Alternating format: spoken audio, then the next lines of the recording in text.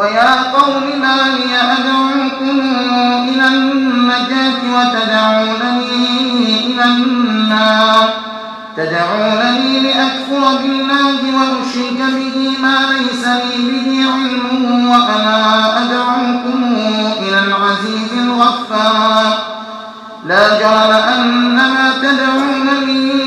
إليه ليس له دعوة في الدنيا ولا في الآخرة وأن مردنا إلى الله وأن المسرفين هم أصحاب النار فستذكرون ما أقول لكم وأفوض أمري إلى الله إن الله بصير بالعباد فوقاه الله سيئات ما مكروا وحاق بآل فرعون سوء العذاب النار يعرضون عليها غدوا وعشيا ويوم تقوم الساعة أدخلوا آل فرعون أشد العذاب وإذ يتحاجون في النار فيقول الضعفاء للذين استكبروا إنا كنا لكم تبعا فهل أنتم مغنون عنا نصيبا من النار قال الذين استكبروا إنا كل فيها إن الله قد حكم بين العباد وقال الذين في النار لخزنة جهنم ادعوا ربكم يخفف عنا يوما من العذاب قالوا أولم تك تأتيكم رسلكم بالبينات قالوا بلى قالوا فادعوا وما دعاء الكافرين إلا في ضلال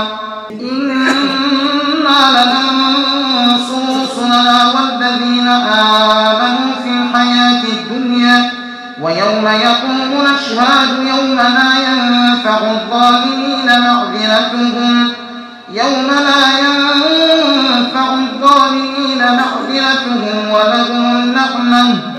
ولهم اللعنة ولهم سوء الدار ولقد آتينا موسى الهدى وأورثنا بني إسرائيل الكتاب هدى وذكرى لأولي الألباب فاصبر إن وعد الله حق واستغفر لذنبك وسبح بحمد ربك بالعشي والإبكار إن الذين يجادلون في آيات الله بغير سلطان أتاهم إن في صدورهم إلا كبر ما هم ببالغيه فاستعذ بالله إنه هو السميع البصير لخلق السماوات والأرض أكبر من خلق الناس ولكن أكثر الناس لا يعلمون وما يستوي الأعمى والبصير والذين آمنوا وعملوا الصالحات ولا المسيء قليلا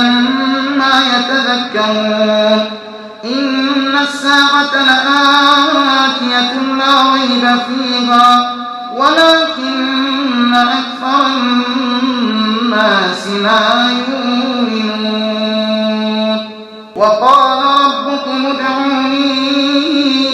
أستجب لكم إن الذين يستكبرون عن عبادتي سيدخلون جهنم داخرين الله الذي جعل لكم الليل لتسكنوا فيه والنهار مبصرا إن الله له فضل على الناس ولكن أكثر الناس لا يشكرون ذلكم الله ربكم خالق كل شيء لا إله إلا هو فأنى توفكون كذلك يؤفك الذين كانوا بآيات الله يجحدون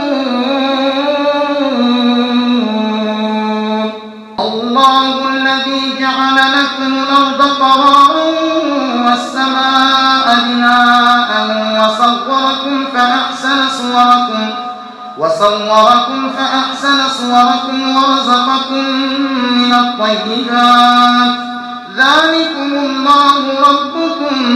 فتبارك الله رب العالمين هو الحي لا